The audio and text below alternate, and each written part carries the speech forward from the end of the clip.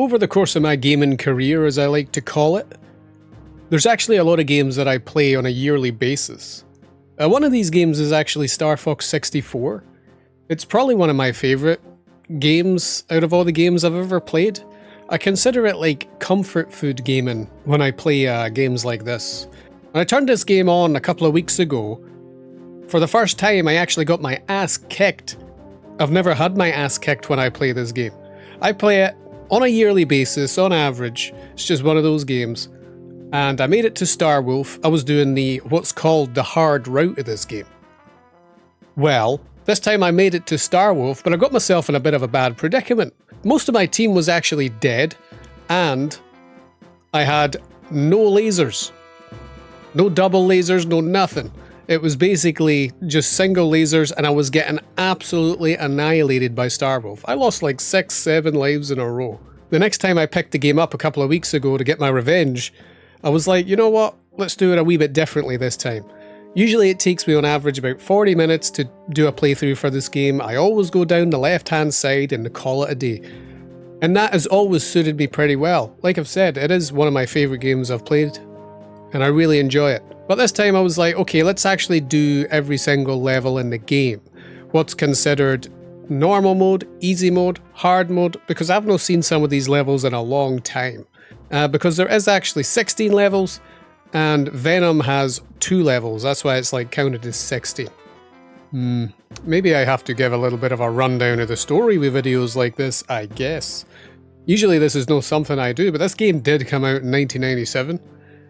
And even people who were born in the early 2000s are like in their mid-20s right now, but they might have not even heard of the game.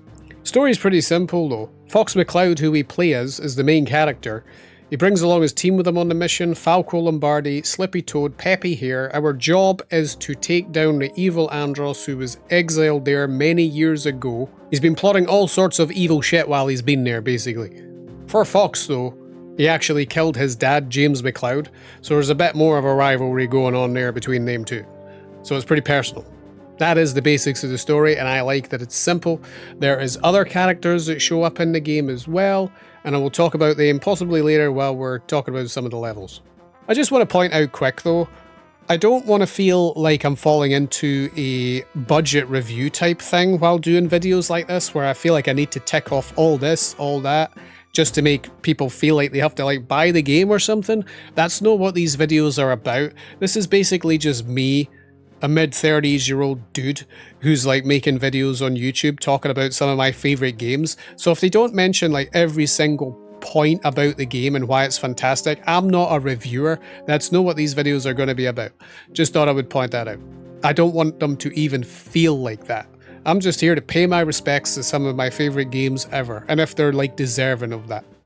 Hands down, I still think the best thing about Star Fox 64 to this day, as far as I'm concerned when I play it, is just the way you go about beating the levels. There's 2 ways to beat every single level in the game. You can either accomplish it or complete it, and that's what leads you down the hard path, the normal path, or the easy path of the game, and you can mix and match those paths as well. I think there's like a possible 20 odd paths to take in the game. Don't quote me on that. There's quite a lot though. I think that's why the game is relatively short. Like I was saying, about 40 minutes to beat a run or something for me. That's what leads to the replayability, is mix and matching all the levels, you know. And I will say this, I still think some of the levels can be pretty hard to accomplish, I think. Just take the first Corneria level, for example. I mean, that one there, it's no hard to accomplish, but when I was a kid, I definitely used a guide to figure out that you had to fly under all the arches, because I just don't know how you would figure that out, unless you just randomly done it. I guess maybe someone would have done it, but I definitely never done it as a kid. But that's what leads Falco into calling you over to lead you into the version of accomplishing the mission. I actually think the hardest one to accomplish right now, as far as for me being a 30-year-old dude, I still think the asteroid level where you go through the blue warp rings is the hardest one to accomplish. I always find myself still restarting the level over and over again just to be able to go through the blue warp rings. Sometimes I get it, sometimes I don't. I don't know if there's a trick to it. There very well could be a trick to pulling that one off. But like I was saying, I still think that The best thing about the game is just the way you go about the levels, accomplishing them or completing them and mix and matching. I still think some of them are better than others in terms of accomplishment, like when you're in the Landmaster and you're shooting the switches. You have to shoot all 8 switches. That is actually on the level Macbeth. That's on the train level. That's one of my more enjoyable levels of the game as well, actually. There's also Zonus, which I think is quite a hard one, which is destroying all the searchlights, because specific enemies come out at the right time and they screw you over for getting one of the searchlights, you know. It's actually quite a tough one. Okay, so I'm going to admit right now though, I know there is a system in the game where you can get medals. And the way you get medals is you have to hit a certain amount of enemies in the game. Now that is something I have never cared about. Admitting it right now, it doesn't bother me. Every time I play the game, my objective is not to even care about it.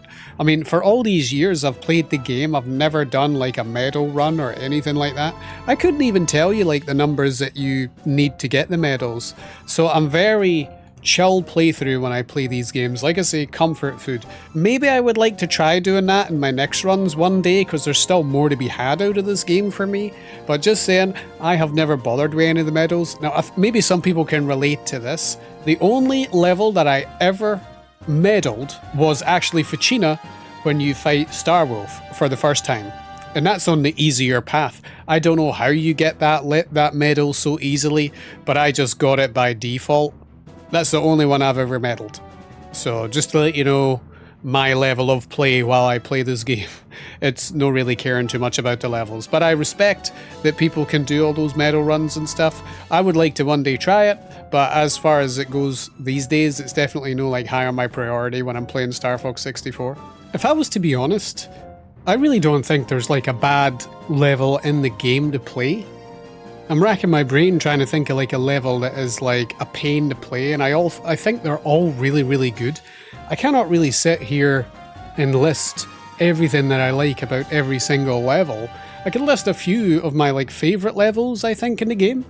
Fortuna is actually one of my more favorite levels in the game, because it is, like I was saying earlier, one of the only ones that I managed to medal as a kid, so it kind of like stuck out with me. What I like about the level is actually first being introduced to Starwolf though, and having a battle with him. There's something pretty unique about that level, and it's mostly all because of Starwolf.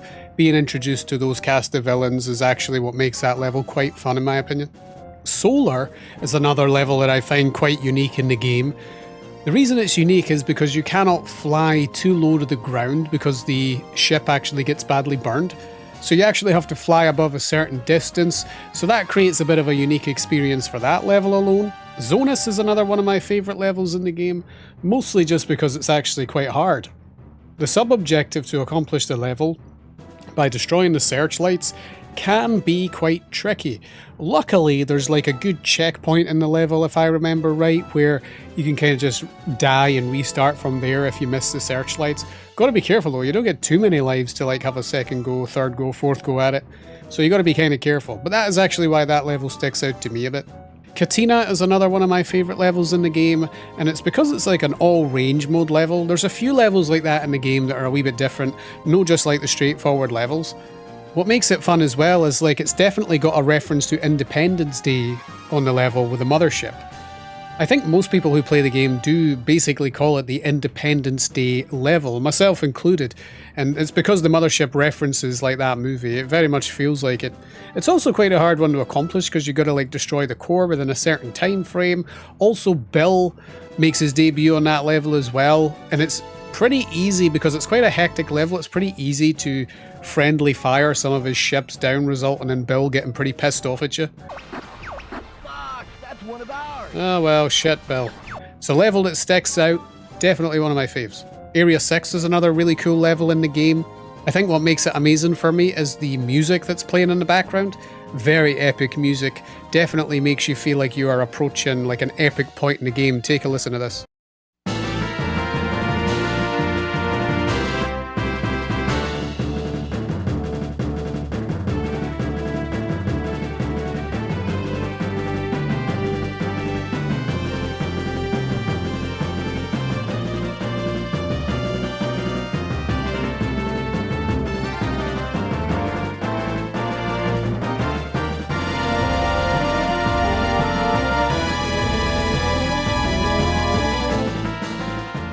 hard to hate a level with that kind of music going on.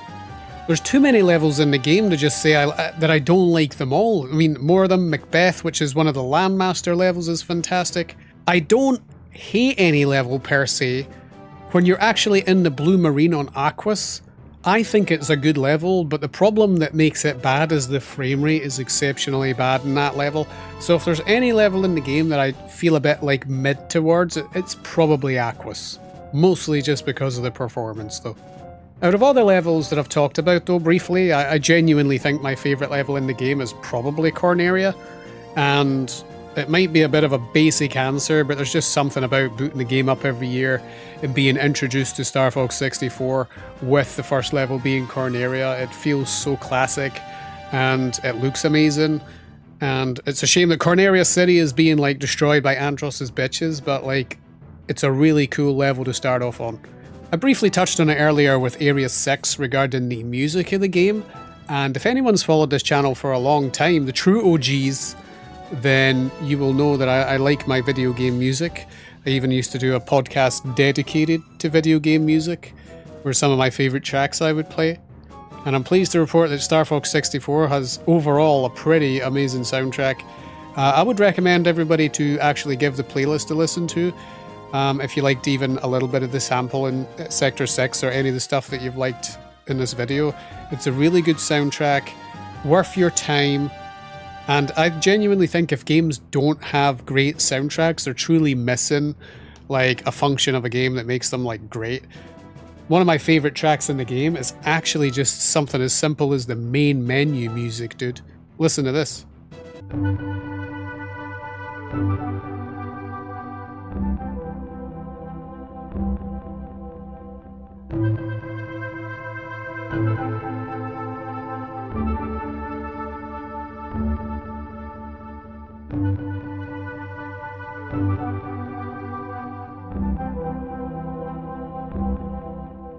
It's one of those tracks where I would genuinely just boot up a game in order to listen to it. Okay, so I've done nothing but compliment the game. It's not like there's not a single problem with the game as far as I'm concerned, but I'm not entirely sure if I'm nitpicking here or what. On Sector Z, where I'm trying to accomplish that level, I think that's where you have to destroy all 6 missiles. Basically, that level is hella hard to micromanage all the BS going on. I think it can be relatively easy, but you can get flustered at the amount of stuff going on. Falco's in trouble, Peppy's in trouble, Slippy's in trouble, all while I need to save them, all the while I've got to like destroy all 6 of these missiles to accomplish it. And it can be quite annoying because Slippy's popping off, Peppy's popping off, Falco's popping off. So there is a bit of an annoyance that can come into play when you're playing levels like that. I'm not sure if it's a nitpick, I just thought I would throw it in there as probably the only thing that I'm genuinely like upset about. I don't know how they would I don't even know if it needs fixing. I'm just pointing it out that on my latest playthrough it annoyed me this time a little bit more than your average. Maybe because I did every level, so like they moaned quite a bit in the levels where it could happen. Anyway, no matter which path you take in the game, easy, normal, hard, or mix and match, and they've all got unique bosses, by the way, which is something I never really touched on, but just know that every single level has like unique bosses which are sick in their own right. It all comes to a head at Venom as the last level, and there's 2 stages of Venom. Like I said, I did play this game again and I done both versions of Venom, which is essentially like the easy mode version, the hard mode version. They've both got different endings. The easy mode ending is considered the non-canon ending and a bad ending really. So it was nice to actually see that one again where you fight a fake Andross. But you also do a little bit of a beginning level of Venom where you go through it like a normal level. Whereas if you actually do the hard mode version of Venom, you actually fight Starwolf again, and a buffed up Starwolf. And that's what I was talking about at the start of the level, where they actually kicked my ass when I went back and visited the game this year. So I was ready the next time I went back to visit them. What I completely forgot about was some of the mechanics in the game where spamming barrel roll would actually turn you quicker, because Starwolf are completely up your ass on that level and they are there to fuck you up. It's actually crazy how difficult it is to fight them. I remember never really having trouble with these guys before. Usually I just do the hard mode run and I beat them, no big deal. Last time I played it, they absolutely demolished me 7 times in a row. So when I went back this time, I was just ready. I made sure we didn't die, and I was really close to dying though. I made sure we didn't. We clutched it out. But that is a sick level where you fight Starwolf again. And one of my more preferred routes is to actually fight Starwolf twice, just because it kind of makes a bit more sense on the hard ending. The final boss of the game is obviously Andros. He's actually quite a hard boss because it's a boss fight that results in an all range mode battle. So he's following you around in his true form, and he's constantly behind you as well, teleporting, so it can be quite frustrating as well. Don't want to spoil the boss battles too much for people who do intend on playing the game. I mean, I know it's a really old game, but you never know, some people might be up for playing it in this day and age. I don't know what else to say about Star Fox 64, dudes, other than if you haven't played it, I truly do recommend it. I know it's hard to recommend a game that came out in 1997 to people, but as far as I'm aware, they just put it on the Nintendo Switch online service, but you need a membership for that. The version that you're seeing here on the video is actually the Virtual Console version of the N64 one. I think the game has aged amazingly, and is still as fun to play today as it was back in the day. I always ask myself questions like, will I still be playing this game 10 years from now? The answer is probably yes. Will I still be playing the game that came out in 1997 and another 10 years from now? Who knows? Probably. Unless Nintendo make an absolute amazing Star Fox game sometime soon, I still have faith that they will. It's no that Star Fox Zero was a bad game, but I genuinely think the control system hurt that game a little bit to ruin some people's fun. What does everybody think out there though? Do you think Star Fox peaked at Star Fox 64? Let me know what you think. Hey dudes, thanks a lot to everybody who's watched this video. Really do appreciate it. Whether you're someone just passing by or actual members of the Tasty channel, thank you very much. Appreciate the support. Take it easy.